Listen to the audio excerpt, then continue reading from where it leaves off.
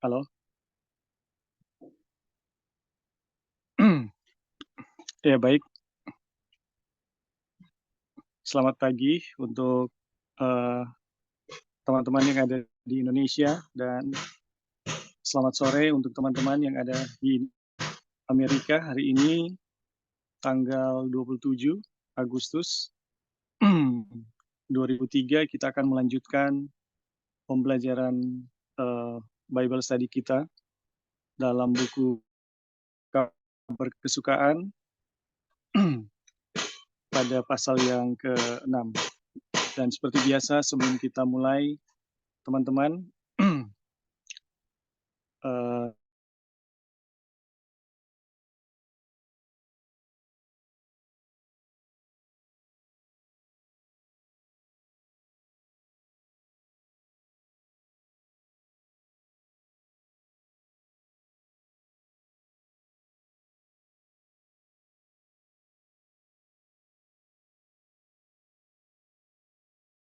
pada saat ini di mana kami boleh mempelajari akan firman-Mu, pekabaran yang Tuhan rindukan bagi kami, untuk kami mengerti demi kebaikan kami dan persiapan kami bagi kedatangan Tuhan. Terima kasih Tuhan untuk membimbing kami dengan roh Tuhan yang akan menuntun kami ke dalam seluruh kebenaran dan sehingga kami boleh mengetahui kebenaran dan kebenaran yang akan memerdekakan kami. Terima kasih Tuhan, terima kasih untuk berkat-berkat yang akan kami rasakan dalam Bible study ini. Dan terima kasih untuk memberkati jaringan internet sepanjang sumber langsung, sehingga boleh berjalan dengan baik. Berkati juga saudara-saudara kami yang lain, Tuhan, yang mungkin belum terhubung dengan kami. Biarlah berkat surga yang sama boleh menjadi bagian kami semua. Terima kasih Tuhan, terima kasih untuk menyertai kami sepanjang Bible study ini. Kami mau serahkan kehidupan kami ke dalam tangan-Mu. Di dalam nama Yesus kami sudah berdoa. Amin. Baik, teman-teman. Kita akan melanjutkan ya Bible study kita. Apa kedengaran nggak suara-suara di belakang? It's okay. Apa-apa. It's okay? Yeah. Oke. Terima kasih ya. Jadi sebelum melanjutkan pembelajaran kita, kita telah membagikan hal-hal yang baik.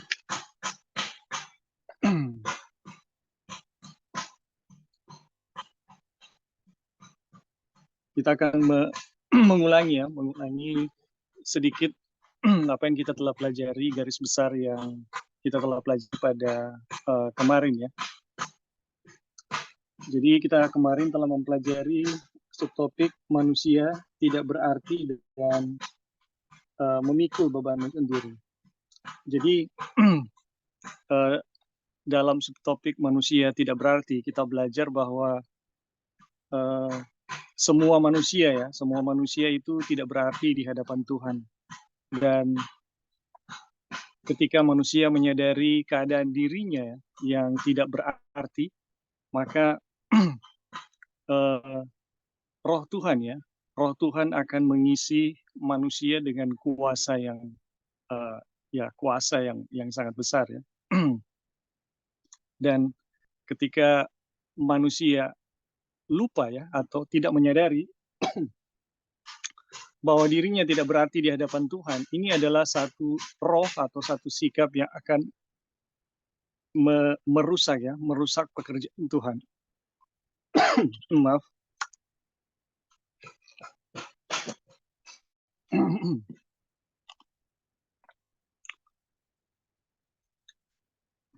Nah, kemudian subtopik selanjutnya adalah memikul bebanmu sendiri. Nah, dalam pelajaran mengenai memikul beban sendiri, kita belajar bahwa setiap setiap orang Kristen ya, itu eh, diberikan tanggung jawab ya untuk bisa memikul beban sendiri. Jadi masing-masing eh, orang Kristen ya harus memikul bebannya sendiri dan bukan melemparkan beban itu kepada orang lain. Sekalipun kita belajar bahwa kita hidup harus bertolong-tolongan ya. Jadi kalaupun kita hidup berdasarkan firman Kristus ya, kita harus bertolong-tolongan, itu bukan berarti kita harus memikul ya. Beban yang kita pikul itu harus kita berikan kepada orang lain. Bukan berarti seperti itu ya. Jadi ketika seorang Kristen ya melihat ada saudara yang memiliki beban kehidupan, ya dia berkewajiban untuk menolong ya semampu yang dia bisa buat ya untuk menolong meringankan beban dari saudaranya. Tetapi untuk bebannya sendiri itu harus ditanggungnya sendiri ya. Dan ini menjadi satu pelajaran ya, menjadi satu pelajaran bagaimana kita bisa menanggung beban kita sendiri. Dan pelajaran kita kemarin adalah pelajaran mengenai rahasia Kristus yang diam di dalam diri manusia. Ini merupakan rahasia dari setiap individu atau setiap orang Kristen bisa menanggung bebannya sendiri. Kalau kalau kalau kita ya di dalam kehidupan ini dalam kehidupan yang berdosa ya dengan beban dosa, kemudian ada pergumulan dengan dosa, yang kemudian kita berpikir bahwa Tuhan itu jauh dari kita, maka hasil dari pemikiran seperti ini, dari keyakinan seperti ini akan menghasilkan tidak adanya perhentian yang didapatkan di dalam Tuhan. Jadi sangat sulit ya kita merasa betul-betul telah lepas kalau kita berpikir Tuhan itu jauh dari kita. Dan teman-teman, kita juga belajar ya kemarin bahwa yang namanya sunat itu adalah semua upaya yang dilakukan manusia, ya semua upaya yang dilakukan manusia untuk menjembatani jarak yang jauh ini ya, jarak antara Tuhan dan manusia. Dan ini akan sangat sia-sia ya, karena kita tidak pernah bisa ya untuk menjembatani jarak yang terputus antara Tuhan ya dan manusia. Jembatan ini hanya bisa dijembatani hanya oleh Kristus itu sendiri. Dan teman-teman, ketika kita menyadari bahwa Yesus adalah jembatan dan Yesus itu tidak jauh dari kita ya. Dan kalau iman kita ya diyakinkan bahwa Yesus itu tidak jauh dari kita oleh pekabaran-pekabaran firman Tuhan yang kita pelajari, maka ini akan menghasilkan kita yang memiliki beban kehidupan ya, itu bisa menanggung. Kenapa? Karena ada Kristus yang diam di dalam diri kita yang menanggungnya. Ketika kita mengetahui bahwa Yesus yang menanggung beban kita, maka kita punya kemampuan ya untuk menanggung beban tersebut. Dan apa yang Yesus buat pada 2000 tahun yang lalu, bagaimana dia berjalan keliling untuk meringankan beban dan melenyapkan penyakit, itulah yang dia rindukan saat ini ya, sekarang ini, ketika dia diam di antara kita, dia diam di dalam diri kita, ya, itulah yang dia rindukan untuk dia lakukan kepada kita. Bagaimana dia mau meringankan setiap beban, ya, bahkan bukan cuma meringankan ya, melenyapkan setiap beban dari orang Kristen yang menghadapi pergumulan dan beban pergumulan dosa ya. Itulah yang Yesus rindukan. Jadi kalaupun setiap orang yang memiliki tanggung jawab untuk menanggung beban masing-masing, dia memiliki kekuatan, itu bukan karena dia memiliki kekuatannya sendiri, tetapi karena Yesus yang diam di dalam dirinya, maka dia memiliki kekuatan untuk menanggung beban tersebut. Jadi ini adalah satu kabar baik yang luar biasa dan kita telah pelajari ya pada kemarin. Nah saat ini teman-teman kita akan lanjutkan ya pembelajaran kita mengenai membagikan hal-hal yang baik.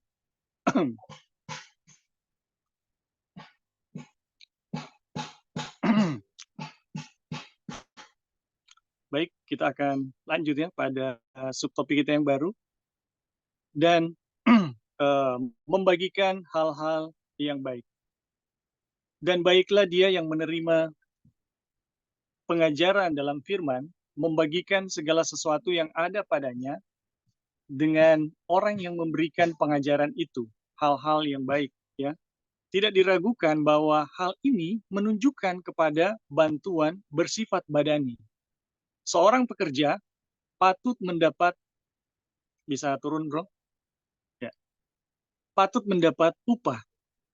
Jika seorang menyerahkan segenap dirinya kepada pelayanan firman, maka jelaslah bahwa hal-hal yang perlu untuk nafkahnya haruslah datang dari mereka yang diajar, ya. Tetapi hal ini belum secara seluruhnya mengungkapkan arti perintah itu. Jadi teman-teman, di sini ya, jika seorang menyerahkan segenap dirinya kepada pelayanan firman, maka jelaslah hal-hal yang perlu untuk nafkahnya haruslah datang dari mereka yang diajar. Tetapi hal ini belum secara seluruhnya mengungkapkan arti perintah itu. Jadi kalau ada seseorang ya yang mendedikasikan hidupnya untuk pelayanan firman, maka kehidupan dari orang yang mendedikasikan hidupnya untuk pelayanan firman itu wajib ya ditanggung ya untuk dari mereka yang mendengarkan firman. Tetapi ya ini menarik ya.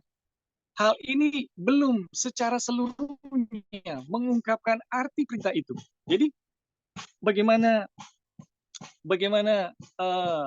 apa yang harus dilakukan ya? Kita melihat ya, ini apa yang dilakukan oleh pembawa firman dan yang mereka yang mendengarkan firman, ini ternyata belum sepenuhnya. Ya, orang yang diajar dalam firman itu memang harus membagikan kepada orang yang diajar dalam firman itu memang harus membagikan kepada para guru segala sesuatu yang ada padanya, hal-hal yang baik ya, yang hal-hal yang baik. Saling tolong-menolong adalah beban pasal ini. Bertolong-tolonganlah menanggung bebanmu. Jadi poin dari pasal ini adalah bertolong-tolongan, ya, bertolong-tolongan. Jadi ini nggak hanya apa ya, nggak hanya. Jadi bagaimana mengaplikasikan ayat yang di atas? Ini kita lihat ya. Bahkan guru yang ditunjang, ya, guru yang ditunjang oleh mereka yang diajar mempunyai kewajiban menolong orang lain secara finansial. Wah, ini luar biasa ini. Jadi eh, para guru ya yang mendedikasikan hidup mereka untuk pelayanan firman Tuhan memang eh, bisa dibilang memiliki hak ya untuk menerima bantuan ya dari mereka yang diajar.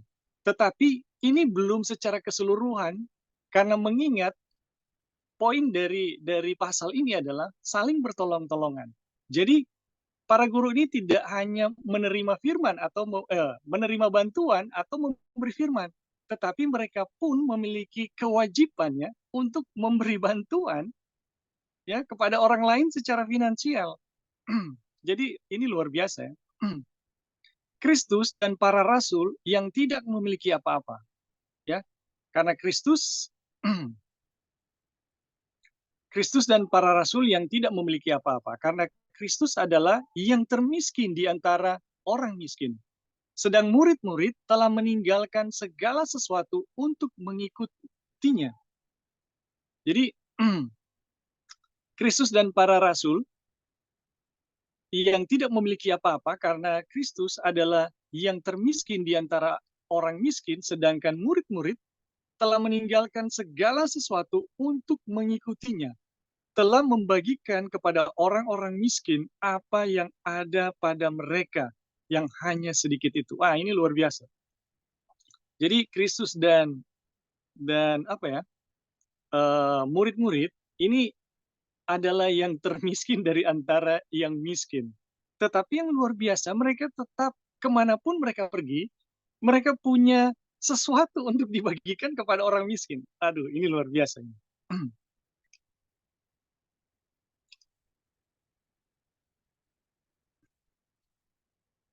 Kita lanjut ya. Ketika murid-murid memberitahu Yesus untuk menyuruh orang banyak yang lapar itu pulang, agar mereka dapat membeli makanan untuk diri mereka mereka sendiri, ia berkata, tidak perlu mereka pergi.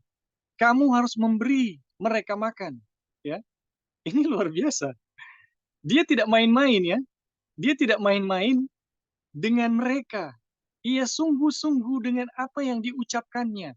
Ia mengetahui bahwa mereka tidak mempunyai apa-apa yang ada pada mereka untuk diberikan kepada orang banyak. Aduh, jadi Yesus tahu mereka tidak punya apa-apa untuk diberikan kepada orang banyak. Tetapi Yesus bersungguh-sungguh ketika Yesus mengucapkan, kamu harus memberi makan mereka, orang banyak ya. Ini apa gitu.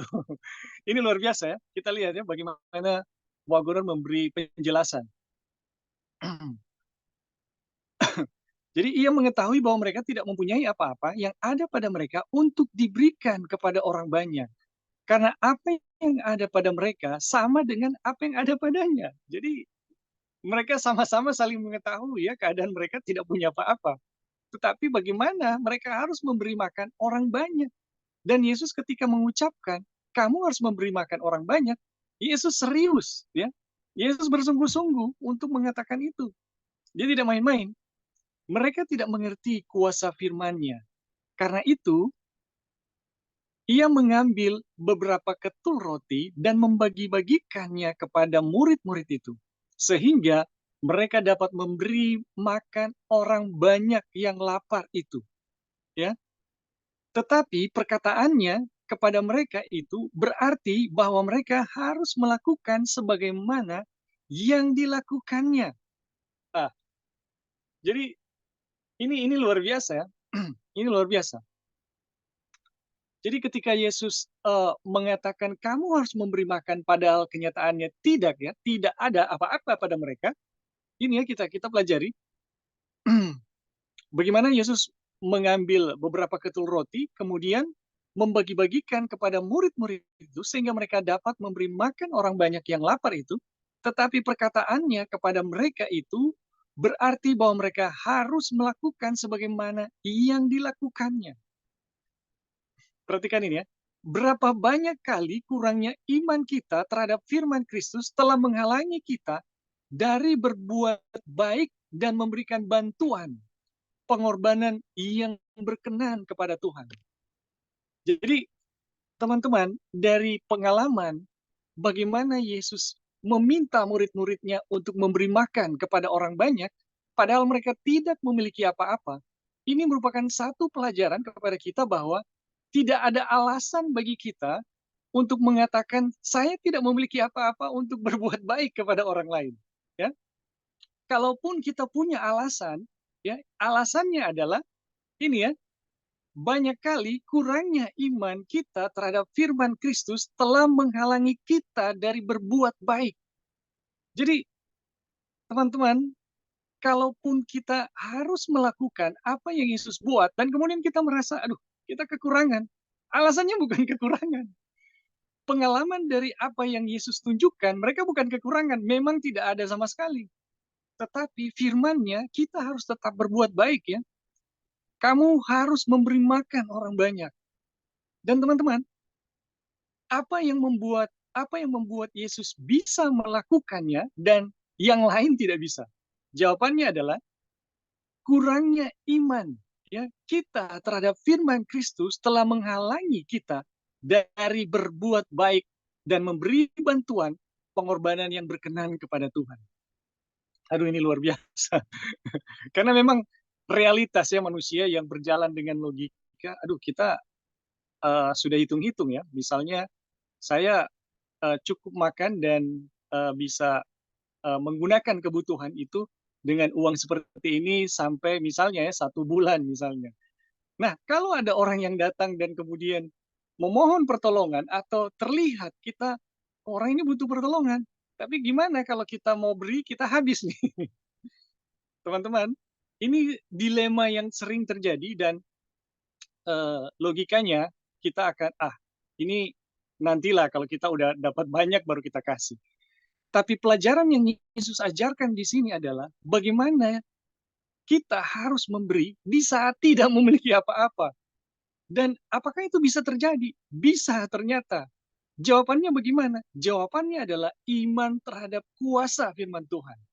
Jadi iman terhadap kuasa firman Tuhanlah yang menyanggupkan kita bisa berbuat baik sekalipun tidak memiliki apa-apa, ya. Dan itu yang Yesus tunjukkan ketika Dia memberi makan kepada 5.000 ya, 5.000 orang dan 4.000 orang. Kenyataannya ini Yesus lakukan di saat mereka tidak punya apa-apa, teman-teman. Apalagi kita ya, nggak habis sama sekali, tapi kita diminta atau digerakkan ya oleh Tuhan untuk menolong sesama kita. Aduh, ini luar biasa. Jadi, kalaupun kita punya alasan, ya, kita punya alasan untuk tidak menolong orang lain, alasannya cuma satu, kita tidak memiliki iman terhadap firman Tuhan. Oke, kita lanjut ya.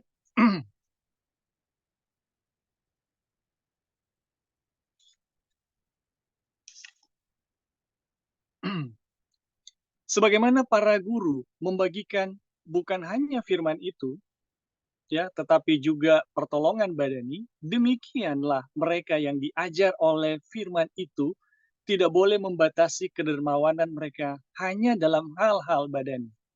Ini menarik ya. Jadi tadi bicara mengenai para guru, sekarang mereka yang mendengarkan firman. Mereka yang mendengarkan firman bagi para guru ya yang mendedikasikan hidup mereka untuk pelayanan firman sepenuhnya ya. Ya, para mereka yang mendengarkan firman wajib untuk menolong ya kehidupan dari para guru ini.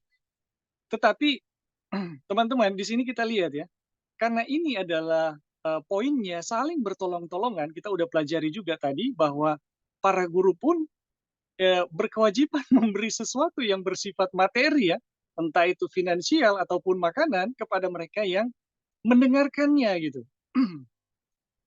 Nah sekarang para murid ya, sebagaimana para guru membagikan bukan hanya firman itu, tetapi juga pertolongan badani, demikianlah mereka yang diajar dalam firman itu tidak boleh membatasi kedermawanan mereka hanya dalam hal-hal badani.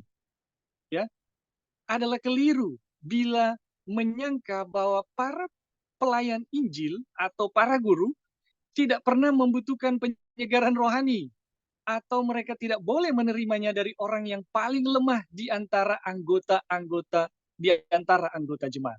Jadi, teman-teman, para guru pun perlu bantuan firman Tuhan ya, perlu bantuan pertolongan ya, pemberitaan firman Tuhan. Dan adalah keliru menyangka bahwa para pelayan Injil tidak pernah membutuhkan penyegaran rohani atau mereka tidak boleh menerimanya dari orang yang paling lemah di antara anggota jemaat. Jadi para guru, pendeta ya, di sini ada pendeta Jack ya, bukan berarti tidak membutuhkan ya, tidak membutuhkan pelayanan firman Tuhan atau kita sebagai umat membagikan firman Tuhan. Tidak ada orang yang dapat mengatakan berapa banyak para guru telah mendapatkan semangat oleh kesaksian-kesaksian iman dan sukacita dalam Tuhan yang keluar dari mulut mereka yang telah mendengarkan firman itu.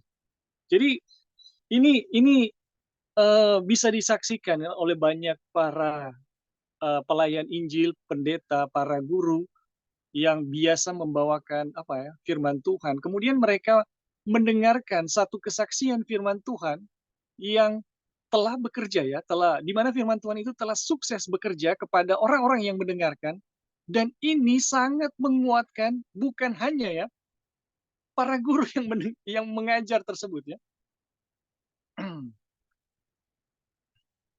Jadi tidak ada orang yang dapat mengatakan berapa banyak para guru telah mendapatkan semangat oleh kesaksian-kesaksian iman dan sukacita dalam Tuhan. Jadi teman-teman, para guru pun akan bersuka cita dan mendapatkan semangat ketika firman Tuhan yang dia sampaikan ternyata berbuah gitu. Ternyata berhasil. Ya, ini luar biasa ini.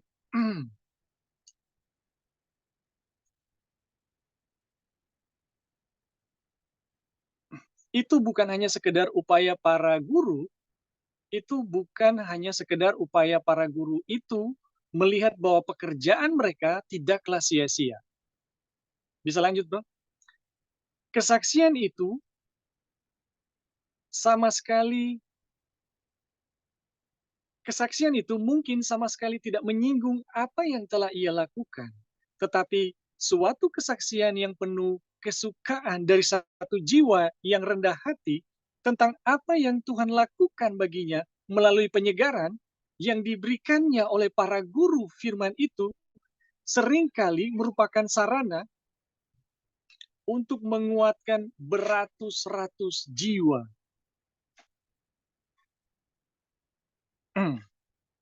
Jadi teman-teman di sini kita bisa melihat ya, uh, uh, ketika para guru menyampaikan firman Tuhan, kemudian firman Tuhan itu ya telah berhasil ya melakukan pekerjaannya di dalam diri orang-orang yang mendengarkan. Ini akan ada satu apa ya feedback ya, ada satu kesaksian yang muncul berupa kesaksian firman ataupun pengajaran.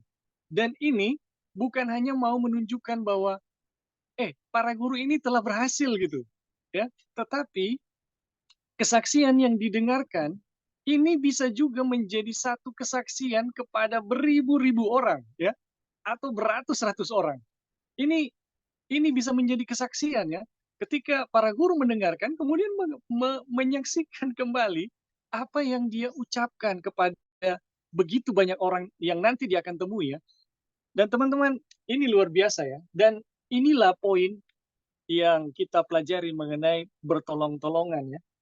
Bagaimana kita harus menyampaikan hal-hal yang baik atau membagikan hal-hal yang baik dalam prinsip saling bertolong-tolongan. Wah, ini luar biasa ini. Oke, teman-teman, sampai di sini ada yang mau menambahkan, dipersilakan.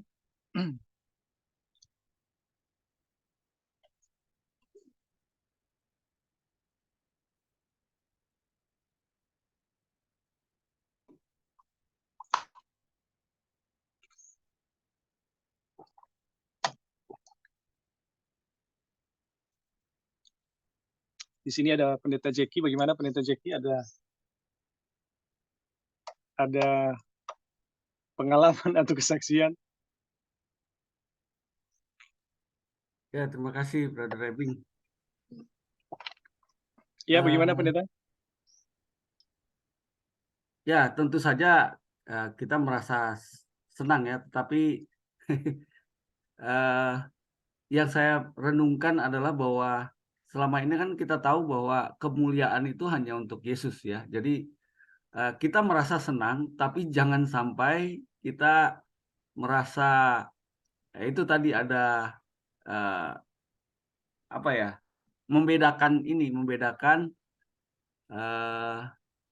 rasa senang ketika apa yang kita perbuat itu ada manfaat bagi orang lain, tapi jangan sampai itu kita membuat jadi kredit atau kemuliaan bagi diri kita. Itu saja sebenarnya yang kita pikirkan kan.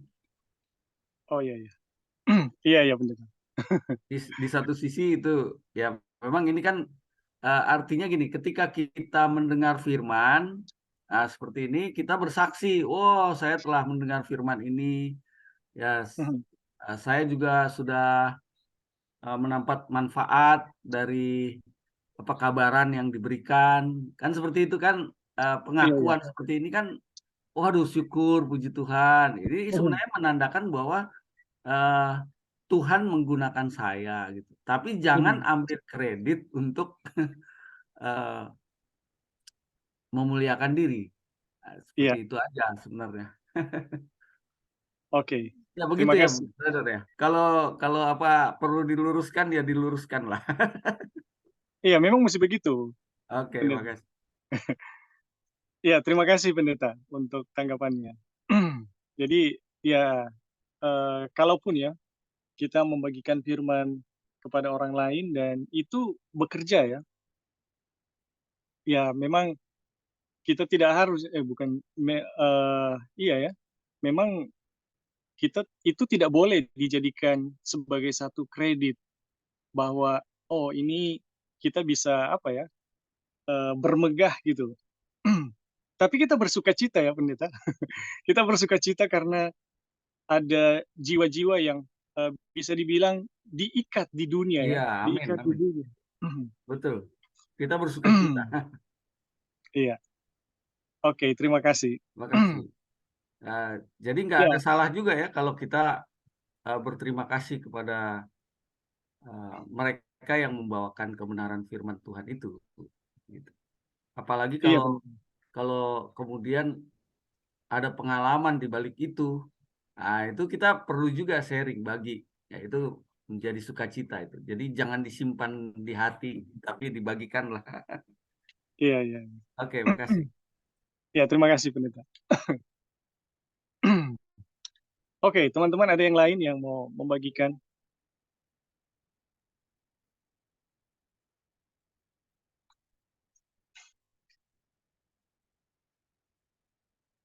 Dari Tante Kori ada? Eh, saya terlambat masuk, tapi saya sudah ambil poinnya.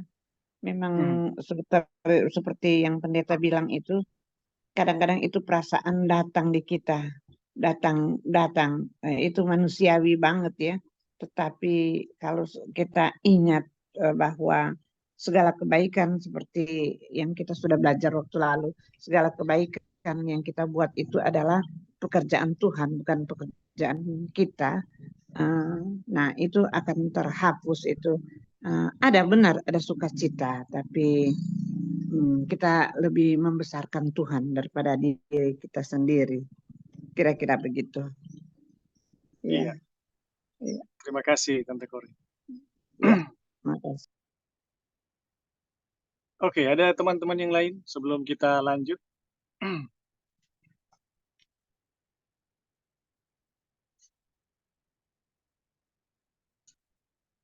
Oke, kalau sudah tidak ada, kita lanjut ya ke subtopik yang selanjutnya. Halo bro, boleh turun lagi? Boleh naik? Iya. Menabur dan menuai.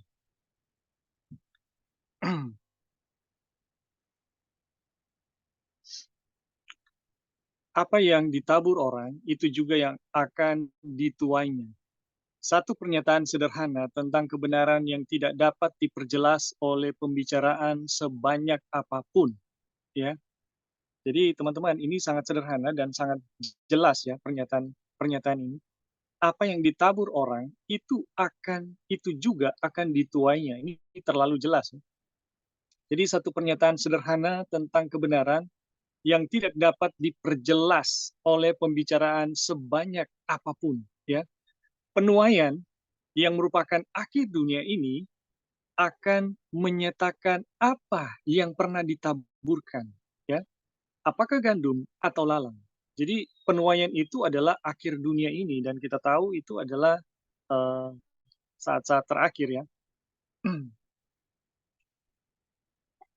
Penuaian yang merupakan akhir dunia ini akan menyatakan apa yang pernah ditaburkan, apakah gandum atau lalang. Sebab barang siapa yang menabur dalam dagingnya, ia akan menuai kebinasaan dari dagingnya. Tetapi barang siapa menabur dalam roh, ia akan menuai hidup yang kekal dari roh itu. Jadi teman-teman ini menunjukkan ya apa yang kita tabur ya itu ada dua jenis ya, lalang atau gandum, daging ya atau roh ya. Taburlah bagimu dalam kebenaran, menuailah menurut kasih setia. Bukalah bagimu tanah baru, sebab sudah waktunya untuk mencari Tuhan sampai ia datang dan menghujani kamu dengan kebenaran. Siapa yang percaya kepada hatinya sendiri, adalah orang bebal. Jadi teman-teman, ini kita belajar ya, bagaimana bagaimana menabur itu pasti akan menghasilkan tuaian. Apa yang kita tabur, kita pasti akan tuai. Dan kalau kita menabur di dalam roh, ya, kita akan menuai hidup yang kekal. Tapi kalau kita menabur di dalam daging, ya, kita akan menuai kebinasaan, ya. Dan sekarang kita lihat ya bagaimana apa yang dimaksud dengan menabur ini, ya. Bagaimana kita menabur, ya? Siapa percaya kepada hatinya sendiri adalah orang bebal. Jadi, siapa percaya kepada hatinya sendiri adalah orang bebal, dan sama bodohnya adalah yang bergantung kepada orang lain. Ya, sebagaimana yang dinyatakan dalam ayat berikut. Kamu telah membajak kefasikan, telah menuai kejahatan, telah memakan buah kebohongan. Oleh karena engkau percaya jalanmu pada banyak oleh karena engkau percaya jalanmu pada banyaknya orang-orang hebat. Jadi mungkin mempercayakan ya jalanmu kepada banyaknya orang-orang hebat. Kemudian terkutuklah orang yang mengandalkan manusia, yang mengandalkan kekuatannya sendiri.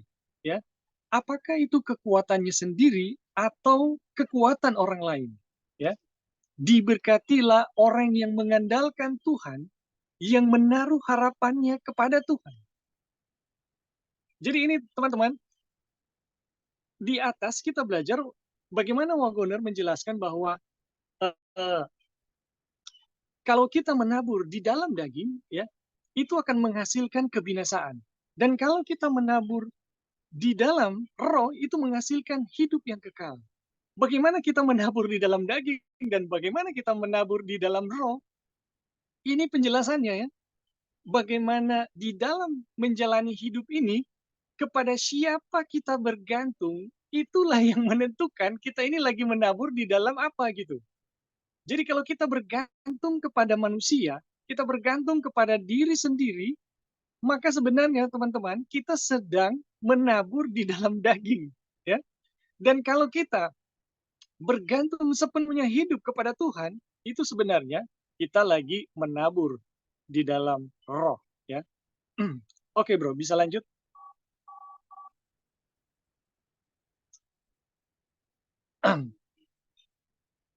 Segala sesuatu yang kekal berasal dari roh. Daging itu rusak, dan memang rusak. Ya. Barang siapa hanya mencari kesenangannya sendiri, memenuhi keinginan daging dan pikiran, akan menuai kebinasaan, ya, dan maut. Ini Wagoner menambah ya penjelasan mengenai bagaimana menabur. Jadi barang siapa mencari kesenangan sendiri, memenuhi keinginan daging dan pikiran, ya, akan menuai kebinasaan dan maut. Jadi bagaimana kita mencari kesenangan, ya, kesenangan sendiri dan memenuhi keinginan daging dan keinginan pikiran akan menuai kebinasaan dan maut. Tetapi roh itu adalah hidup oleh karena kebenaran. Dan siapa yang mengandalkan pikiran roh akan menuai kemuliaan yang kekal. Ya, karena jika roh dia yang telah membangkitkan Yesus dari antara orang mati, dia diam di dalam kamu, maka ia yang telah membangkitkan Kristus Yesus dari antara orang mati akan menghidupkan juga tubuhmu yang fana oleh rohnya yang diam di dalam kamu. Sebab jika kamu hidup menurut daging, kamu akan mati. Tetapi jika kamu, ya, oleh roh mematikan perbuatan-perbuatan tubuhmu, kamu akan hidup. Jadi teman-teman, dengan dengan mengikuti keinginan daging, keinginan pikiran, maka kita akan mati, ya, kita akan binasa gitu. Tetapi kalau kita mengikuti keinginan roh, ya,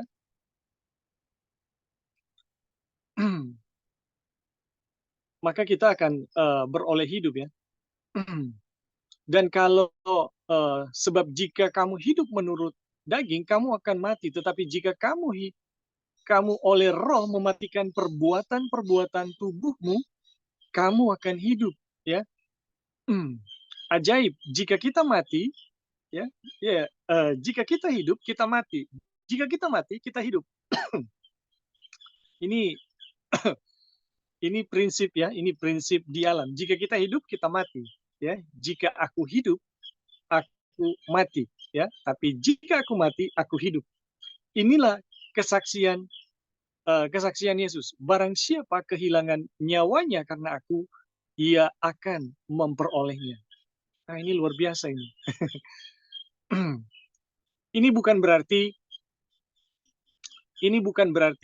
hilangnya semua kesukaan pada masa kini. Jadi teman-teman, bagaimana kita udah lihat ya dengan jelas bagaimana kalau kita hidup menurut daging pasti binasa. Tetapi kalau kita mematikan daging dan hidup oleh Roh, maka kita akan beroleh hidup yang kekal. Tetapi kemudian Wagoner menjelaskan ini ya. Ini bagaimana kita mematikan daging dan hidup oleh Roh, ini bukan berarti hilangnya semua kesukaan pada masa kini. Jadi mematikan daging dan hidup oleh Roh bukan berarti hilangnya semua kesukaan pada masa kini.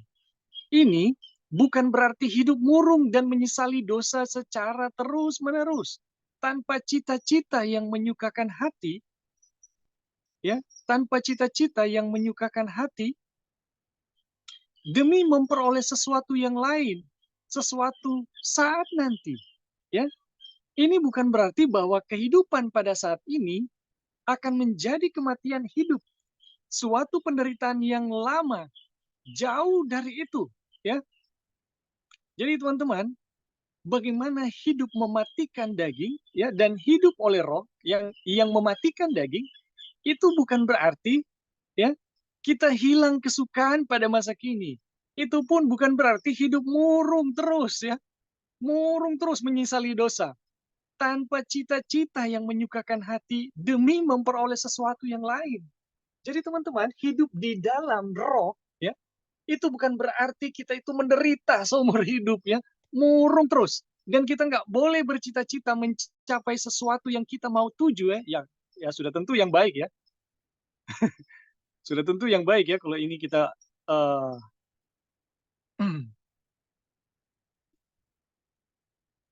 sudah tentu ini adalah cita-cita yang baik kalau kita mau buat, ya, bukan cita-cita yang buruk. Nah, di dalam menghidupkan di dalam hidup oleh Roh dan mematikan daging, ini bukan berarti kita nggak bisa bercita-cita lagi untuk mencapai tujuan tersebut.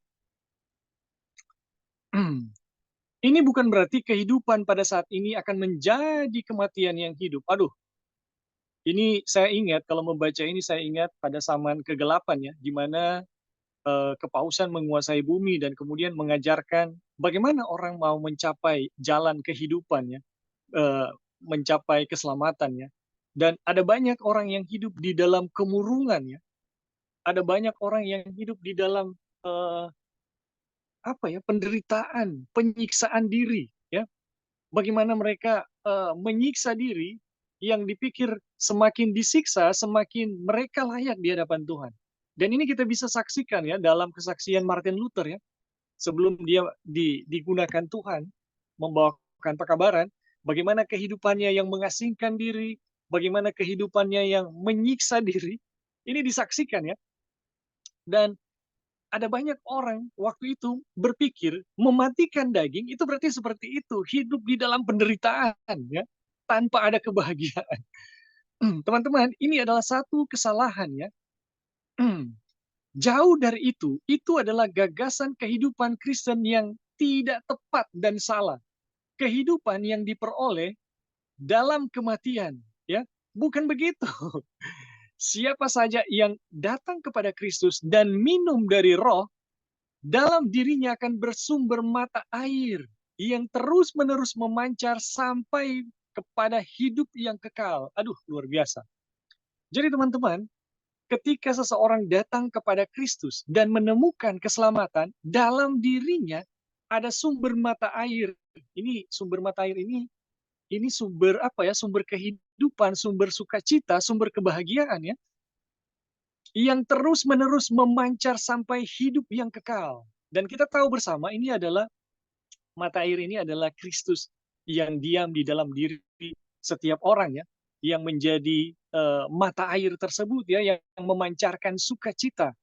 Dan kalau ini dialami, ini betul-betul tepat ya, seperti ayat ini ya, akan terus memancar sampai pada hidup yang kekal, tidak akan berhenti teman-teman. Ya, sukacita yang kekal telah menjadi miliknya sekarang. Ya, sukacita yang kekal telah menjadi miliknya sekarang. Sukacita penuh hari demi hari. Jadi teman-teman, ketika seseorang betul-betul menemukan Kristus ya sebagai mata air kehidupan, maka akan ada sukacita yang kekal ya, menjadi miliknya, dan sukacita itu penuh hari demi hari. Ia merasa puas dengan isi rumah Tuhan yang berlimpah-limpah, minum dari sungai kesukaan Tuhan sendiri. Aduh, ini luar biasa. Ia memperoleh semua yang ia inginkan, oleh sebab hatinya dan dagingnya hanya berseru kepada Allah yang padanya terdapat segala kepenuhan. Jadi teman-teman, ini kita lihat ya, kalau tadi kita terkutuk ya, kita hidup di dalam kutuk kalau kita bergantung kepada manusia dan bergantung kepada diri sendiri, dan kita hidup di dalam daging kalau kita bergantung kepada diri maupun orang lain ya. Tapi ketika kita menjadikan Tuhan sebagai kehidupan, sebagai pengharapan ya, ini yang jadi. Ia memperoleh semua yang ia inginkan, oleh sebab hatinya dan dagingnya hanya berseru kepada Allah yang kepadanya terdapat segala kepenuhan. Aduh, ini luar biasa ini. Tadinya ia menyangka telah memiliki kehidupan, tetapi kini ia mengetahui bahwa ia hanya memandang ke dalam kubur jurang yang yaitu jurang kebinasaan. Jadi pengalaman dari orang yang betul-betul memperoleh Kristus sebagai kehidupan akan melihat bagaimana jijiknya dosa, ya, bagaimana bagaimana jahatnya ya, bagaimana berbahayanya dosa bagi diri mereka. Teman-teman, ini akan pengalaman ya, meminum air kehidupan akan menjadikan dunia itu tidak enak lagi dengan segala keinginannya. Yang terjadi adalah bagi orang yang demikian, mereka akan lebih suka untuk mencari kehidupannya, untuk mencari kebenaran. Tadinya ia menyangka ia telah menikmati kehidupan, tetapi kini ia mengetahui bahwa ia hanya memandang ke dalam kubur, yaitu jurang kebinasaan. Sekarang ia dengan sesungguhnya mulai hidup, dan kesukaan hidup yang baru tidak terkatakan, dan penuh kemuliaan sehingga ia bernyanyi. Jadi ini betul sekali ya, diberkatilah orang yang mengandalkan Tuhan ya, karena mereka akan menemukan Tuhan dan Tuhan akan menjadi pancaran kehidupannya di dalam diri orang tersebut. Kini tiada lain kecuali Kristus yang dapat memuaskan. Tidak ada nama lain bagiku ya.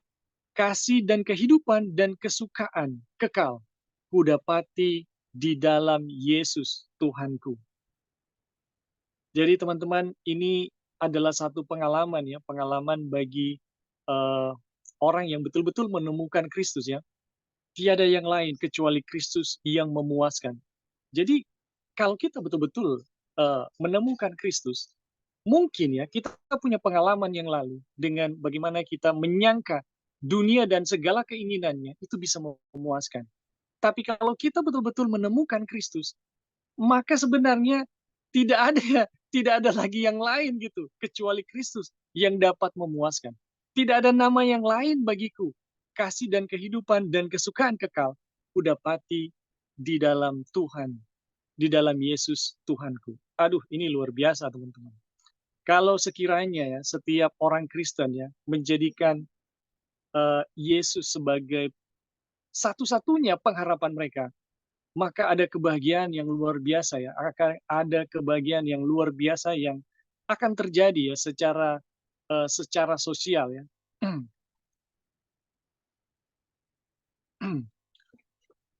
Oke, sampai di sini dulu mungkin ada yang bisa menambahkan.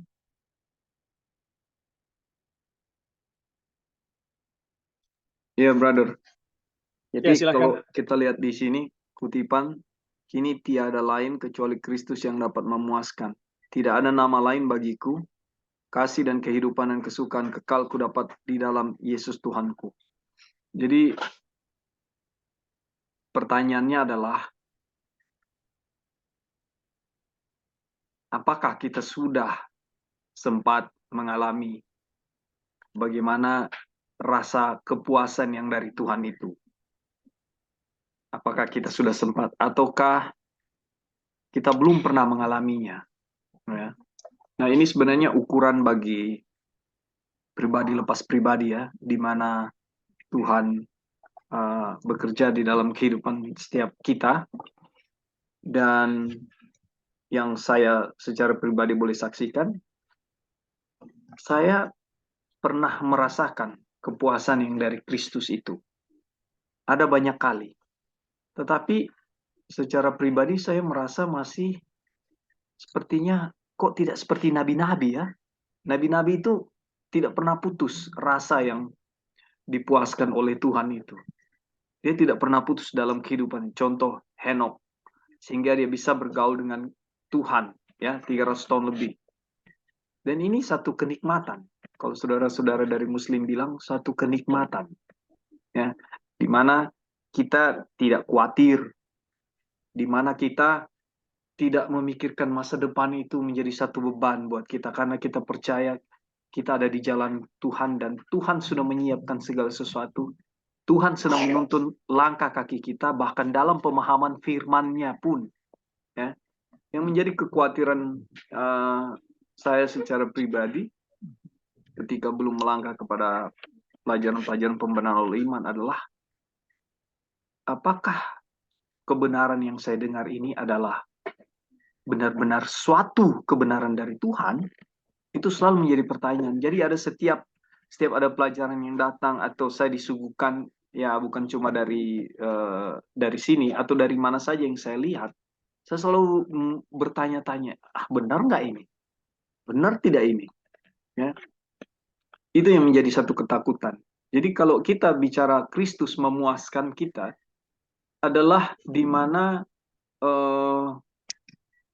bahkan sampai pengertian firman Tuhan pun kita diberikan kelegaan. Coba lihat ya, waktu kita di awal-awal belajar buku pembenaran oleh iman, sepertinya tidak mengerti apa itu di bab 1 itu yang dijelaskan. Tapi setelah berjalan waktu, dengan pertolongan Tuhan kita diberikan pengetahuan bahwa untuk keselamatan kita, berhenti kita capek-capek mengusahakannya. Ya, karena kan istilah kita orang Manado bilang bakuat. Bakuat itu ya kita dengan kekuatan kita untuk supaya selamat, lakukan ini, lakukan itu. Semua sunat-sunat yang kita pikir benar, kita lakukan. Dan ini sebenarnya jadi satu belenggu. Ya, setelah dapat firman Tuhan, dapat kebenaran, kita melihat yang kita lakukan itu adalah belenggu. Itu adalah satu keterikatan yang mengikat kita untuk supaya kita melakukan, dan notabene itu terpaksa. Waktu datang pada pelajaran pembenaran oleh iman atau kebenaran malaikat ketiga di mana Tuhan harus ditinggikan, ya, kita melihat memang Dia satu-satunya jalan keluar kita. Jadi waktu ada ayat keluar, di luar aku kamu tidak dapat berbuat apa-apa, akulah jalan keselamatan dan hidup, tidak ada yang sampai kepada Bapa kalau tidak melalui aku. Ini kebenaran firman Tuhan, bukan sekedar karena ada di dalam Alkitab, ya. Dan saudara-saudara, untuk bisa sanggup merenungkan ini, ayat ini adalah satu kebenaran, atau apapun yang sedang kita pelajari ini, kita membutuhkan Roh Tuhan untuk mengerti. Bukan sekedar kita baca, bukan sekedar kita hafal ayatnya, ya. Tapi pemahaman itu dalam konteks seperti ini, kita paham bahwa akulah jalan keselamatan dan kehidupan, ya. Baru ada ayat yang lain, apa namanya, jangan khawatir, ya. Dan ada banyak, bagaimana kita paham itu dalam waktu yang bersamaan, ya, ataupun waktu yang lain, kita mengalami apa yang ayat itu bilang. Jadi waktu dia bilang jangan khawatir, kita mengalami ketidakkekhawatiran itu melalui kasih Kristus yang memuaskan. Jadi ketika kita dipuaskan oleh Kristus, kita bisa sanggup melihat ayat-ayat ini benar, iya dan amin. Jadi saya percaya bahwa saudara-saudara juga mengalami hal-hal itu, ya, di mana Tuhan bekerja dan merasakan bahwa benar-benar hanya Kristus jalan keselamatan kita.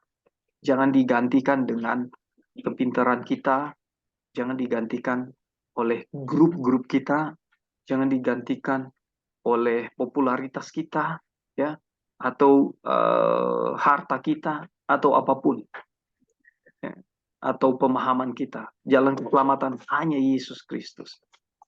Thank you, brother. Ya, baik. Terima kasih, brother. Jadi memang bagaimana kita bisa menikmati Kristus ya sebagai kehidupan ya, sebagai jalan. Ini adalah satu pengalaman masing-masing kita ya, yang tentu beda ya dengan masing-masing kita. Tapi ketika kita betul-betul menemukan Kristus sebagai kehidupan, sebagai kebenaran, atau sebagai sumber mata air yang menyegarkan, maka teman-teman, kalaupun kita punya pengalaman ya, menikmati juga ya, menikmati keinginan-keinginan duniawi ya, keinginan daging, maka kita akan menemukan bahwa itu semua sia-sia ya. Itu semua sia-sia dan tidak ada yang lain selain Kristus. Jadi saya ingat kutipan Ellen White yang mengatakan ketika kita menemukan Yesus sebagai air kehidupan, ya, maka kita tidak akan merindukan yang lain lagi. Gitu. Kita akan dapati apapun yang ditawarkan dunia adalah sesuatu yang sia-sia. Ini adalah maaf, ini adalah satu pengalaman pribadi sehingga kita akan sampai di satu titik ya kita tidak akan lagi menikmati ya, kita tidak akan menikmati atau mencari apa yang dicari-cari orang di dunia ini. Oke, mungkin ada teman-teman yang lain yang bisa menambahkan atau saudara-saudara yang lain yang mau menanggapi, dipersilakan.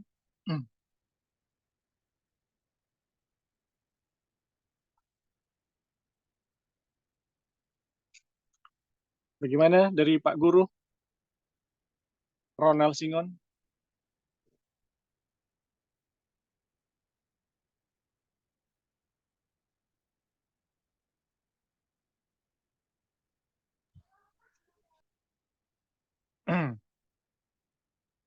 Halo.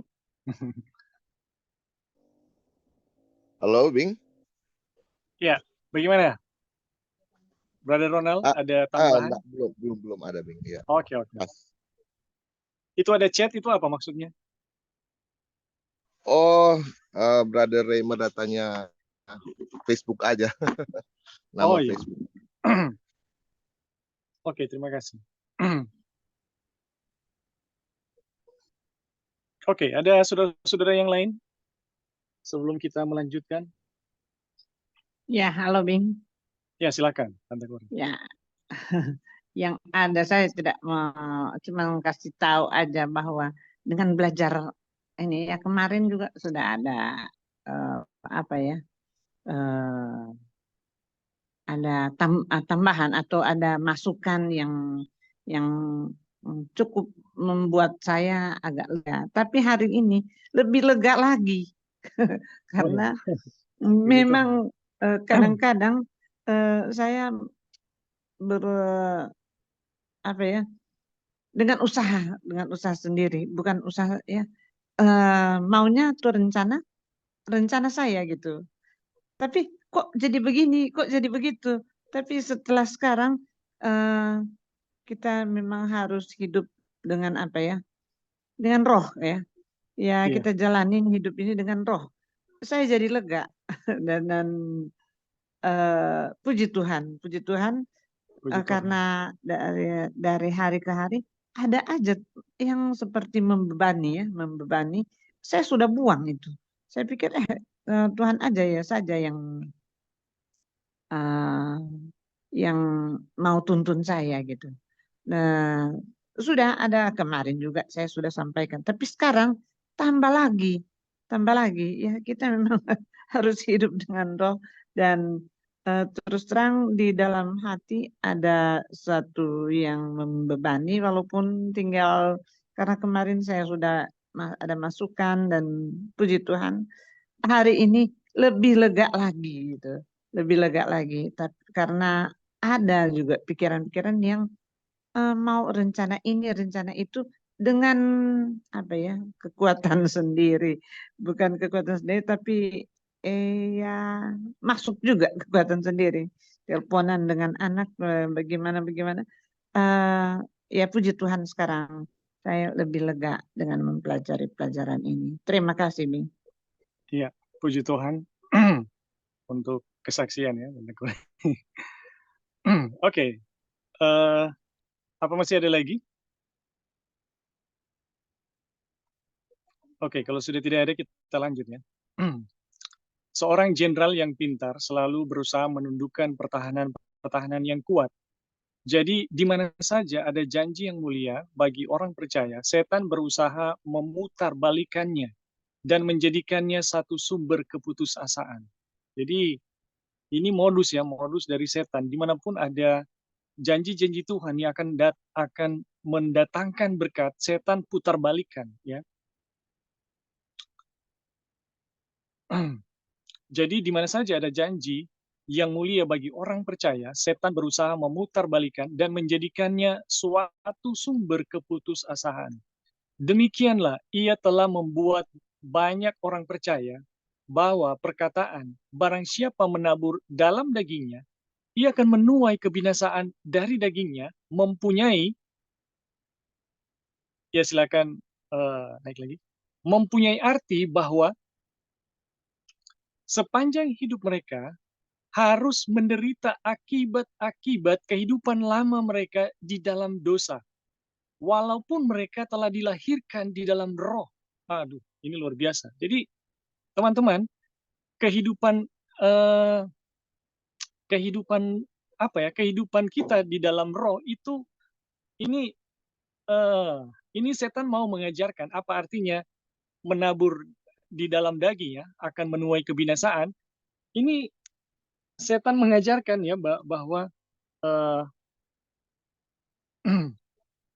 itu kita akan hidup di dalam penderitaan-penderitaan di dalam dunia ini walaupun sudah dilahirkan oleh roh.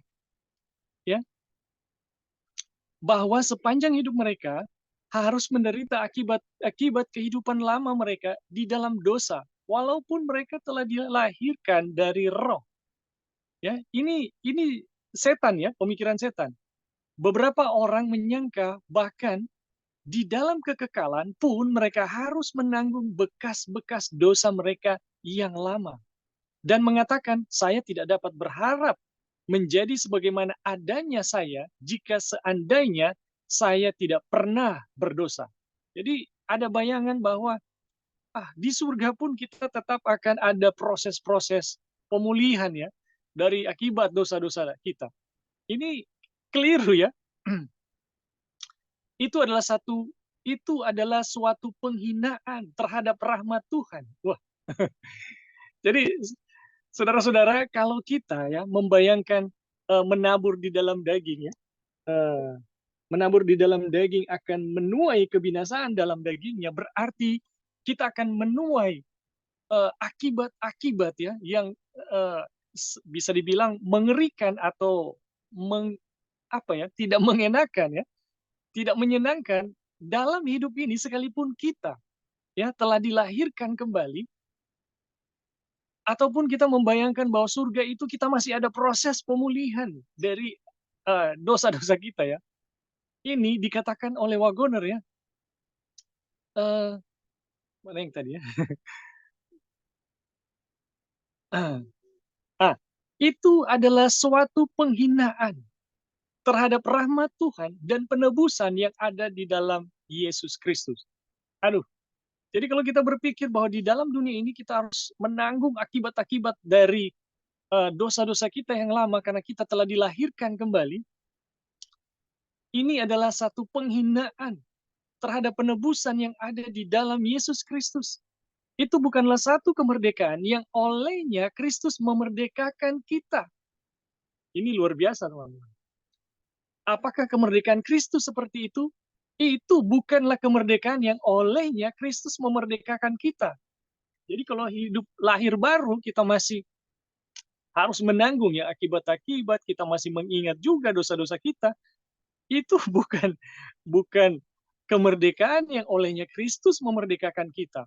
Nasihatnya ialah, sama seperti kamu telah menyerahkan anggota-anggota tubuhmu menjadi hamba kecemaran dan kedurhakaan, yang membawa kamu kepada kedurhakaan, demikian hal kamu sekarang harus menyerahkan anggota-anggota tubuhmu menjadi hamba kebenaran yang membawa kamu pada pengudusan. Tetapi jika seseorang yang telah menyerahkan dirinya kepada kebenaran masih selalu dibuat tidak berdaya oleh kebiasaan-kebiasaan buruknya yang lalu, hal itu membuktikan kebenaran itu lebih lemah dari kuasa. Di mana itu? Hal itu membuktikan bahwa kebenaran itu lebih lemah dari kuasa dosa. Jadi teman-teman, kalau kita mengatakan bahwa kita telah hidup ya di dalam kebenaran, kemudian kita telah menyerahkan diri dalam kebenaran dan masih selalu dibuat tidak berdaya oleh kebiasaan-kebiasaan buruk yang lalu, hal itu membuktikan bahwa kuasa kebenaran itu lebih lemah daripada kuasa dosa. Tetapi sesungguhnya tidak demikian. Jadi bukan demikian, ya, nggak seperti itu. Apakah kebenaran itu lebih lemah dari dosa manusia? Ya, tidak demikian. Kasih karunia itu melebihi dosa dan penuh sekuat. Wah, ini luar biasa terjemahannya. Kasih karunia itu melebihi dosa dan penuh sekuat surga. Ini benar nggak ya terjemahannya? Bro Dolphin, gimana?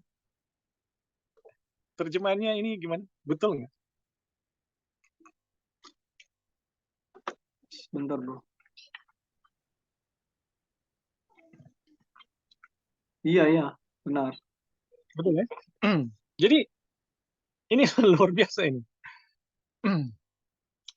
Jadi, kalau kita mengatakan kita menyerahkan diri kepada kebenaran ya, dan kemudian kita masih jatuh lagi, masih diperdaya, ya, ini membuktikan bahwa seolah-olah ya kebenaran itu lebih lemah dari dosa atau dosa lebih kuat dari kebenaran. Tapi apakah demikian? Sesungguhnya tidak demikian ya. Kenapa?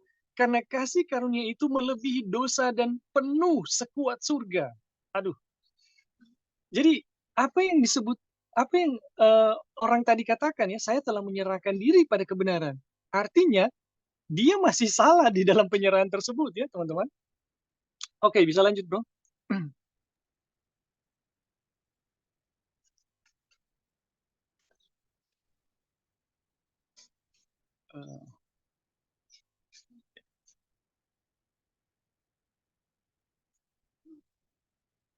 Turun lagi, bro. Naik. Ya, ada seseorang yang karena satu kejahatan besar telah dijatuhi hukuman penjara seumur hidup. Ya, setelah beberapa tahun dipenjarakan, ia menerima suatu pengampunan dan dibebaskan. Ya, beberapa waktu kemudian kita bertemu dengan dia dan melihat sebuah bola besi seberat 25 kg diikatkan pada kakinya dengan rantai yang besar. Ya, turun lagi bro. Sehingga sangat sulit baginya untuk bergerak. Mengapa? Mengapa sampai demikian? Kita bertanya dengan keheranan. Ya, tidakkah Anda telah dibebaskan? Oh iya, jawabnya. Saya memang bebas, tetapi saya harus memakai bola besi dan rantai ini sebagai pengingat kejahatan-kejahatan saya dahulu. Ya, ini orang tidak akan merindukan kemerdekaan semacam itu. Jadi ini Wagodar mengilustrasikan ya bagaimana seorang yang dipenjarakan kemudian dibebaskan ya, dan kemudian setelah dibebaskan dia masih diikat dengan rantai besi, dengan bola besi ya, dengan rantai besar, besi yang besar dengan bola besi yang berat ya, seberat 25 kg. Dan teman-teman, ini Wagonur katakan, kalau kemerdekaan itu seperti itu, orang tidak akan merindukan kemerdekaan seperti itu ya. Setiap doa yang diilhami oleh Roh Kudus merupakan suatu janji Tuhan. Dan salah satu yang paling mulia adalah dosa-dosaku pada waktu muda dan pelanggaran-pelanggaranku janganlah kau ingat, tetapi ingatlah kepadaku sesuai dengan kasih setiamu oleh karena kebaikanmu, ya Tuhan. Aduh, ini luar biasa ya. Saudara-saudara, ini doa yang diilhamkan ya. Dosa-dosaku pada waktu muda dan pelanggaran-pelanggaranku janganlah kau ingat Tuhan. Tetapi ingatlah kepadaku sesuai kasih setiamu oleh karena kebaikanmu. Ini luar biasa. Oke, bisa lanjut lagi bro.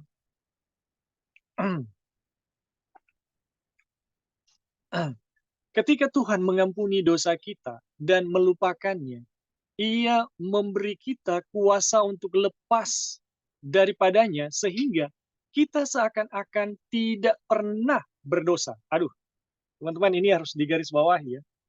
Ketika Tuhan mengampuni kita, ya, mengampuni dosa kita dan melupakannya, Ia memberi kita kuasa untuk lepas daripadanya sehingga kita seakan-akan ya, sehingga kita seakan-akan tidak pernah berdosa. Dan inilah pengampunan, inilah pembenaran, ya. Jadi teman-teman, kalau misalnya saya seorang pemarah ya, saya, oh Tuhan, saya berdosa, ini marah, ini dosa membunuh ya. Kemudian saya minta ampun. Dan ketika saya minta ampun, saya masih punya, ketika saya distimulasi ya untuk marah, saya masih punya untuk marah. Teman-teman, ini saya belum diampuni sebenarnya. Ya, kenapa? Karena kita belajar ya mengenai pengampunan dosa. Ketika Tuhan mengampuni dosa kita dan melupakannya, Ia memberi kita kuasa untuk melepas, untuk lepas daripadanya, sehingga kita seakan-akan tidak pernah berdosa. Jadi ketika Tuhan memberikan pengampunan dan kita mengalami yang namanya pengampunan atau pembenaran, itu seolah-olah kita tidak pernah tidak pernah melakukan dosa tersebut. Jadi kalau saya seorang pemarah, ketika saya diampuni, saya sepertinya tidak tahu marah lagi itu seperti apa, teman-teman. Dan inilah pembenaran ya, inilah pengampunan. Seperti itulah kalau Tuhan mengampuni. Dengan janji-janji yang berharga dan yang sangat besar, kita mengambil bagian dari kodrat ilahi dan luput dari hawa nafsu duniawi yang membinasakan dunia. Jadi oleh karena janji-janji yang berharga yang sangat besar ya, bagaimana kita mengambil bagian dan luput, kita mengambil bagian dalam kodrat ilahi dan luput dari hawa nafsu dunia yang membinasakan. Jadi ini janji, ini adalah janji penebusan ya, janji keselamatan atau janji pembenaran ya. Oleh karena janji tersebut kita mengambil bagian dari kodrat ilahi dan luput dari hawa nafsu yang membinasakan. Ya, manusia jatuh karena mengambil bagian dari pohon pengetahuan baik dan jahat. Injil menyatakan penebusan dari kejatuhan tersebut agar semua kenangan hitam tentang dosa dihapuskan dan orang yang ditebus hanya mengetahui yang baik saja. Ya, boleh turun sedikit, bro? Sama seperti Kristus yang tidak mengenal dosa. Aduh, teman-teman sekalian, saudara-saudara yang kekasih di dalam Tuhan, kalau kita mau belajar ya, sejauh mana atau bagaimana Tuhan mengampuni dosa manusia, apa yang barusan kita baca ya, atau barusan kita lihat dari bacaan yang sedang kita pelajari saat ini. Inilah ya, inilah pengampunan. Ya, inilah pembenaran yang Tuhan berikan. Jadi kalau Tuhan mengampuni, itu Tuhan betul-betul menghapus, seolah-olah kita tidak pernah mengenal dosa. Ya, memori, ya, kenangan hitam tentang dosa dihapus. Jadi di dalam impuls ya, di dalam bukan impuls, di dalam pikiran ya, di dalam pikiran ini betul-betul dihapus, seolah-olah kita tidak pernah tahu tentang dosa tersebut. Inilah yang memberi kekuatan kepada kita untuk melakukan kebenaran, teman-teman. Kenapa? Karena kita sepertinya tidak pernah berdosa, ya. Dan inilah yang dilakukan oleh pembenaran. Kenapa orang berdosa bisa berbuat baik, ya? Dia harus dibenarkan dahulu karena semua catatan dosa, memori dosa itu harus dihapus dulu, ya. Dan ketika itu dihapus, itu seolah-olah dia tidak pernah berdosa. Tidak ada semacam apa ya, stimulan gitu. Tidak ada ya dari dalam, maksudnya tidak ada stimulan dari dalam yang muncul, ya. Ini seolah-olah dia tidak pernah tahu gitu. Ah, ini luar biasa sekali, ya. Jadi teman-teman, ketika Tuhan memperbaharui kita atau menjadikan kita manusia baru oleh karena penebusan, atau ketika Tuhan membenarkan kita, membebaskan kita oleh kuasa penebusan, maka kita betul-betul dibaharui ya dari dosa yang biasa kita buat, seolah-olah kita tidak berdosa lagi. Ya, bukan tidak berdosa lagi, tidak pernah berdosa. Memori tentang dosa itu betul-betul dihapus. Dan teman-teman, inilah yang menjadi kekuatan bagi kita untuk melakukan kebenaran. Wah, ini luar biasa. Ya, mereka yang menabur dalam daging akan menuai kebinasaan dari daging. Bisa lanjut, bro?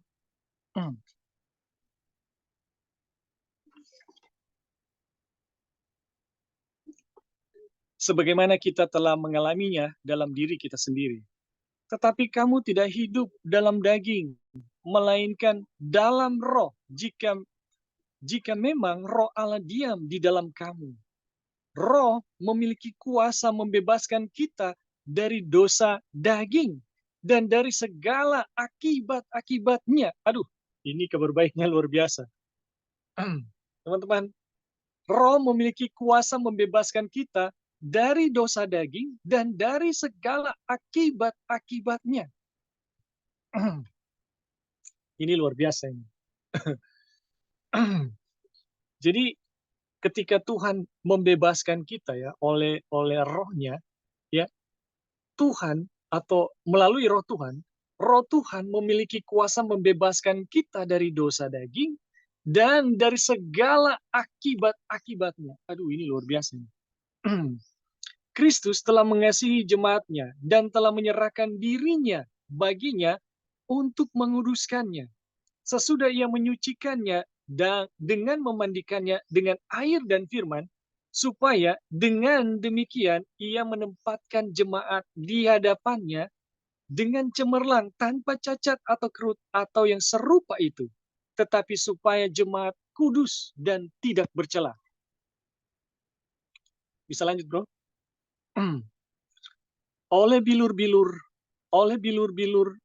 bilurnya kita disembuhkan. Kenangan tentang dosa, bukan tentang dosa-dosa pribadi, akan diingat sepanjang zaman yang kekal, hanya melalui bekas-bekas luka di tangan dan kaki serta lambung Kristus, yang merupakan meterai penebusan kita yang sempurna. Aduh, jadi saudara-saudara, ini luar biasa ya.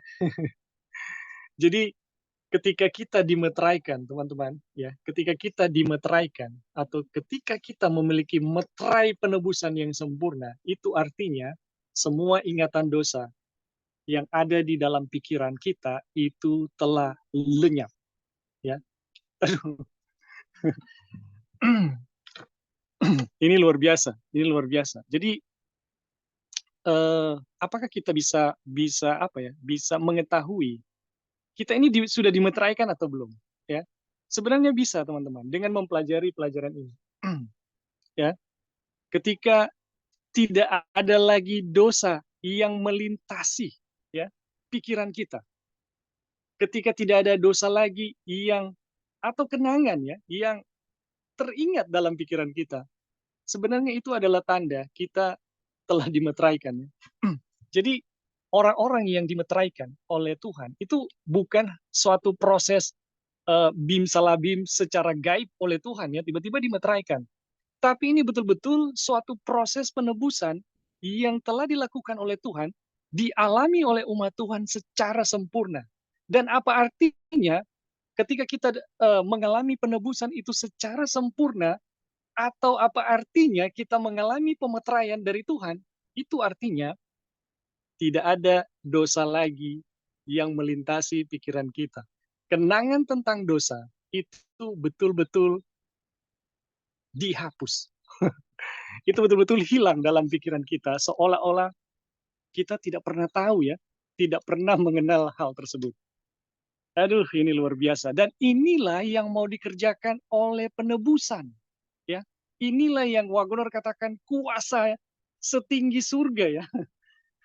Kuasa yang kuat setinggi surga tadi. yang jauh lebih berkuasa daripada dosa-dosa manusia. Aduh, ini luar biasa. Oke, teman-teman, sampai di sini ada yang mau memberi tambahan atau tanggapan, dipersilakan. Boleh, Bing, tambahan? Ya, silakan. Oke, terima kasih pelajaran yang sangat indah dan menguatkan di saya pagi hari ini. Dan satu kesimpulan yang saya ingin ambil adalah bahwa dalam Tuhan punya kehidupan, paling baik atau lebih bagusnya kita perbanyak berbicara tentang kasih. Dulu waktu saya suka, bukan dulu ya, sampai sekarang suka buat status Facebook. Senang sekali posting sesuatu hal yang seperti menyerang orang lain dan merasa diri kita yang paling benar seperti itu. Tapi lama-kelamaan hal itu saya buang. Waktu kita kalau tiap sahabat bahas status tentang sahabat atau apa tentang kasih Allah, banyak sekali respon yang kasih selamat sahabat itu bukan cuma orang Advent. Ada yang dari Katolik, dari Gemim, mereka mengucapkan selamat sahabat semua. Aduh, senang sekali. Makanya waktu kita juga baca Pendeta Jeki punya renungan di itu sangat menguatkan ya. Tentang bagaimana Hawa jatuh dalam dosa, tapi bersyukur dalam pelajaran ini orang diberikan Injil, kabar kesukaan. Seperti Rasul Paulus katakan di Filipi 4 ayat 8, semua yang baik, semua yang benar, semua yang putih, bicarakanlah semua itu. Nggak perlu kita orang mau bicarakan mungkin orang lain punya kesalahan yang seakan-akan orang ini bukan manusia yang nggak punya kesalahan dan dosa. Sedangkan orang punya dosa, Tuhan hapuskan. Ada baiknya Tuhan bicarakan tentang kasih Allah, tentang kebaikan Tuhan. Di Roma 2 ayat 4, bagaimana orang itu bertobat dengan melihat goodness of God, kebaikan Allah dalam orang punya kehidupan. Sedangkan orang punya dosa yang tadi dibicarakan, Tuhan akan lupakan selama-lamanya. Yang ada tanda dosa cuma Yesus dan dia punya bekas paku dan tombak di lambung dan lain-lain. Jadi Injil itu adalah bagaimana menghidupkan kehidupan Kristus.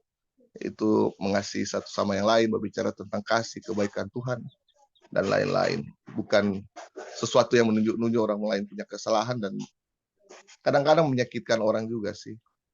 Tapi puji Tuhan dengan Injil yang bagus yang kita pelajari ini, yang itu yang bisa kita ambil kesimpulan dari pelajaran ini, Bing. Thank you, Bing. Ya, baik. Terima kasih Brother Ronald untuk tambahannya. Jadi memang kita ya nggak sehat yang dan nggak bagus kalau kita mau membicarakan atau menunjukkan kesalahan orang. Ya, kita udah pelajari ya beberapa waktu yang lalu. Ada tugas yang Tuhan berikan sehubungan dengan itu, tapi sebelum melakukan itu, hal yang pertama yang harus kita buat adalah bertanya dulu kepada diri sendiri. Apakah saya melakukan dosa yang sama, atau paling tidak dosa yang sama kejinya di hadapan Tuhan, atau jangan-jangan kita yang membuat orang itu berdosa. Jadi teman-teman, ya tidak baik ya, tidak sehat seperti itu. Ya alangkah baiknya seperti Brother Ronald bilang, kita membicarakan kasih Tuhan. Dan pelajaran ini saya percaya adalah satu bentuk kasih Tuhan. Bagaimana kita mengalami kasih Tuhan. Kita manusia yang secara natural ya berdosa, kita nggak punya kasih dan kita nggak bisa mengasihi. Tetapi lewat pelajaran ini, bagaimana penebusan, ya bagaimana penebusan itu terjadi di dalam diri kita, maka kita akan punya kuasa untuk mengasihi. Ya, ketika penebusan itu bekerja sepenuhnya kepada kita, saya percaya ya, kita akan punya kekuatan untuk mengasihi. Dan itu kita bisa lihat kepada pengalaman murid-murid Yesus ya sesudah kebangkitan atau sesudah 50 hari ya sesudah Yesus naik ke surga. 10 hari sesudah Yesus naik ke surga itu yang mereka alami. Dan teman-teman, ini pelajarannya luar biasa. Bagaimana kita memahami sejauh mana apa artinya ya penebusan itu. Karena kebanyakan yang saya tahu ya, yang saya juga ingat dulu, kita mengerti penebusan itu artinya Tuhan hanya menghapus catatan dosa saya di surga. Ya, sudah diakui ya, sudah dihapus. Tapi di dalam diri saya tetap bergumul dengan misalnya ya, memori atau imajinasi-imajinasi yang jahat gitu di dalam pikiran saya. Dan ini tidak benar demikian, teman-teman.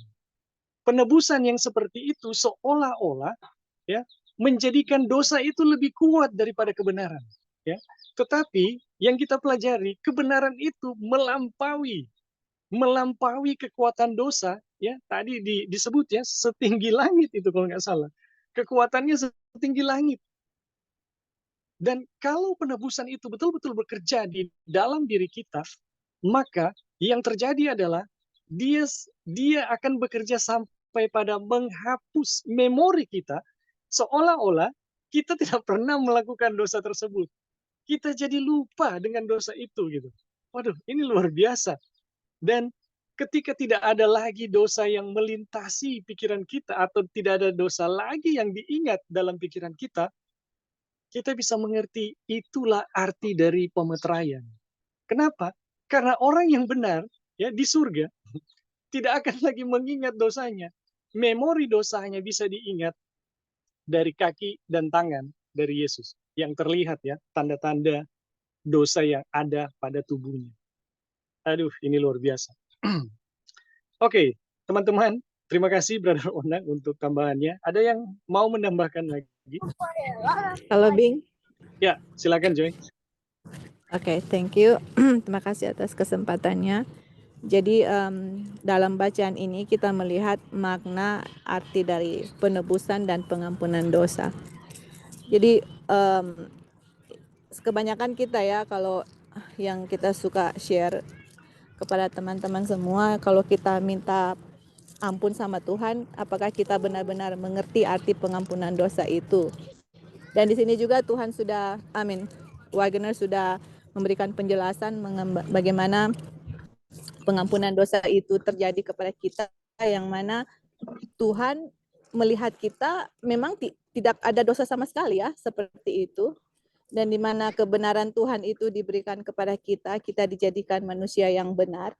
Dan itu adalah pengampunan, dan Tuhan dia sudah mengampuni, dia lihat kita itu sama sekali tidak pernah berdosa, teman-teman. As if we have never sinned. Itu yang dibilang. Nah, satu hal yang kita mau coba bawakan dalam aplikasi dalam kehidupan kita sehari-hari adalah kita yakin akan hal itu ya.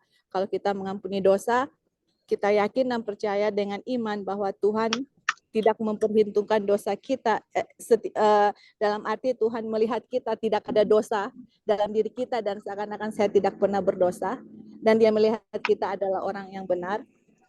Dan teman-teman, Tuhan melupakan ya, istilahnya dia tidak ingat-ingat lagi apa yang saya bikin gitu loh. Dia lihat saya sebagai orang yang tidak pernah berdosa. Nah, dalam Alkitab dibilang, Tuhan ampunilah dosa kami seperti ya, bahasa Inggrisnya seperti kami juga mengampuni orang yang bersalah kepada kami. Kalau bahasa Inggris atau seperti itu kan equal sign, sama gitu. Satu hal yang kita bisa bawakan yaitu kalau teman-teman dan saya ya mengerti bagaimana cara Tuhan mengampuni dosa saya, dia melihat kita seperti kita tidak berbuat dosa dan dia tidak mengingat-ingat dosa kita lagi.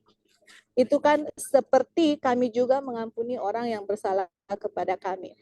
Itu berarti yang Tuhan minta kepada kita juga yaitu kalau kita mengampuni orang lain, seperti Tuhan juga mengampuni kita. Bagaimana? Ya gimana kita lihat Tuhan mengampuni kita, yaitu kita tidak mengingat-ingat lagi akan kesalahan orang itu dan melihat orang itu seperti orang itu tidak pernah berbuat salah kepada kita.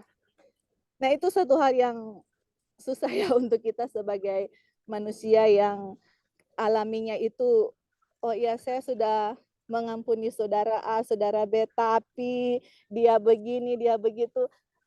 Sekarang pertanyaannya, apakah Tuhan mengampuni kita dengan cara seperti itu? Apakah Tuhan bilang, oh Ebi ngana kita sudah ampuni, tapi ngana kok bikin ini atau Joy?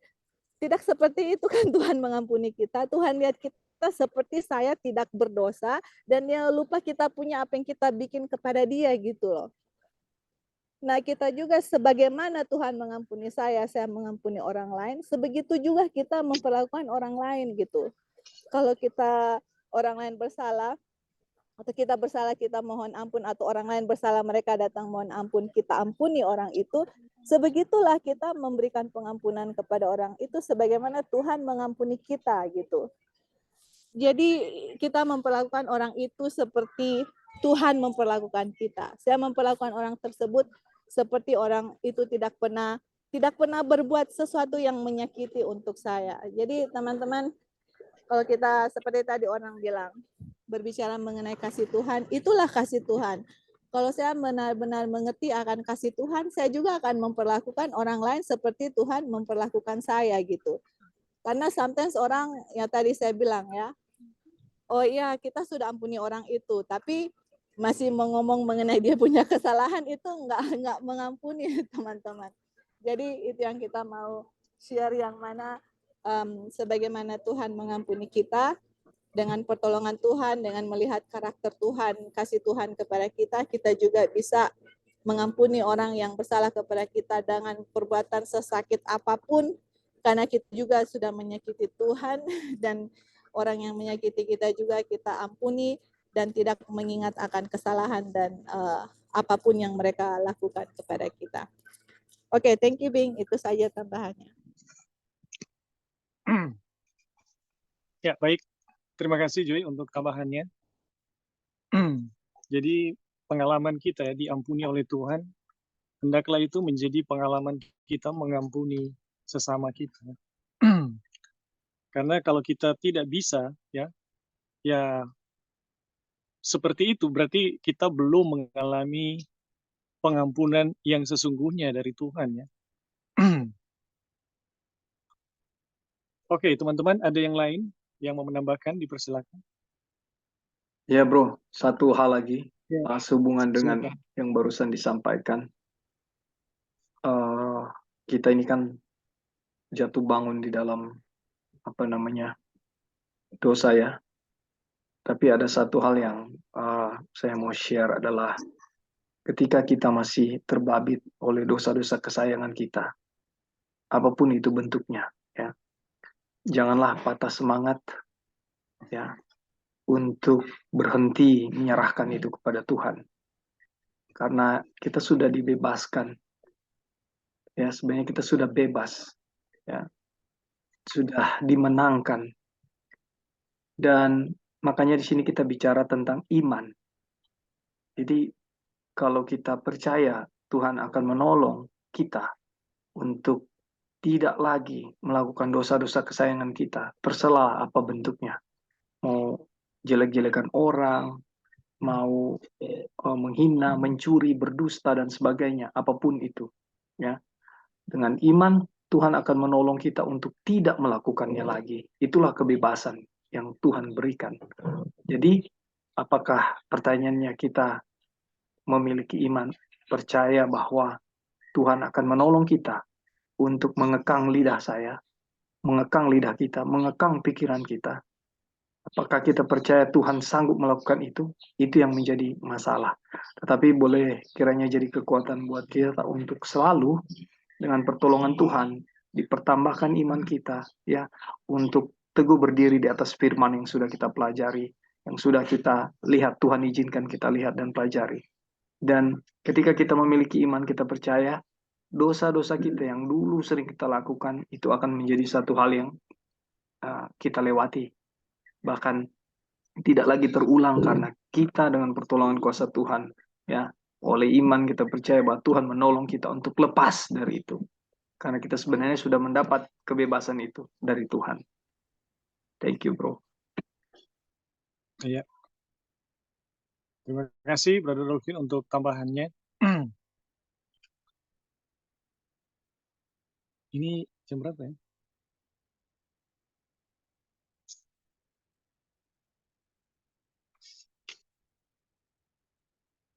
Ya, saya rasa kita sampai di sini dulu ya, teman-teman.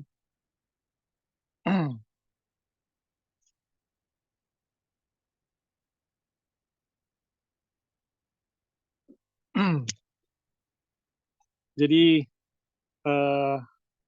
apa yang kita pelajari saat ini adalah, ini pelajarannya luar biasa ya. Bagaimana kita memahami tentang penebusan. Bagaimana kita menjalani hidup ya, hidup menabur ya, menabur di dalam roh itu apa artinya ya? Menabur di dalam daging itu apa artinya? Dan bagaimana kita telah belajar bertolong-tolongan dalam menyampaikan hal-hal yang baik atau melakukan hal-hal yang baik. Nah, ini semua adalah pelajaran-pelajaran yang sangat indah ya, saya rasa.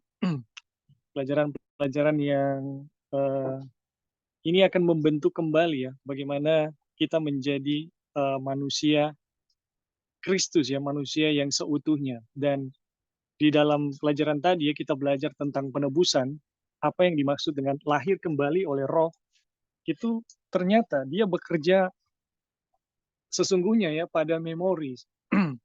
Jadi ketika kita lahir kembali, apa yang terjadi di memori dosa kita, itu Tuhan menghapus sampai ke tingkat memori. Jadi teman-teman, bagaimana kita dilahirkan kembali? Apa artinya kita dilahirkan kembali? Artinya Tuhan menghapus ya dosa kita sampai pada memori. Ya. Jadi ingatan tentang dosa itu hilang. Sehingga kita seolah-olah tidak pernah tahu ya, kita tidak pernah mengenalnya. Dan inilah yang Tuhan mau lakukan ya. Inilah yang Tuhan mau lakukan di dalam penebusan yang Dia buat. Kalau kita mengklaim, oh saya telah ditebus, saya telah dilahirkan kembali, tetapi di memori saya masih berkecamuk ya, masih berkecamuk keinginan, ya, ambisi dan lain-lain ya, kebencian. Ini sebenarnya adalah tanda saya belum pernah dilahirkan kembali. Jadi teman-teman, kalau Tuhan memulihkan kita atau membuat kita dilahirkan kembali dari rohnya, Tuhan betul-betul menghapus memori-memori dosa yang ada di dalam pikiran kita. Dan ini menjadi kewajiban kita pribadi ya. Ini menjadi kewajiban kita pribadi yang harus kita buat ya. Dan ini puji Tuhan teman-teman, kita belajar tentang penebusan ya yang lebih tegas lagi ya, lebih strong lagi. Oke, teman-teman, sampai di sini kita harus mengakhiri perjumpaan kita. Jadi terima kasih untuk kehadiran teman-teman, saudara-saudara sekalian yang sudah mengikuti Zoom kita saat ini. Saya percaya ya, ada berkat yang besar dari pekabaran yang telah kita dengar ya bersama, dari pelajaran yang kita dengar bersama, yang saya berharap kita bisa ulang kembali ya, kita bisa ulang kembali, dan ini menjadi satu pelajaran yang betul-betul tertanam, ya, betul-betul ditanamkan di dalam pikiran kita, menjadi kehidupan buat kita. Jadi sekali lagi terima kasih untuk saudara-saudara sekalian yang sudah hadir dan berpartisipasi. Kita harus mengakhiri perjumpaan kita, dan kita akan melanjutkan pada Sabtu ya, Sabtu besok. Tapi mungkin besok juga ada dari Joy, nanti diinfokan. Jadi sekali lagi terima kasih, kita akan menutup perjumpaan kita saat ini, dan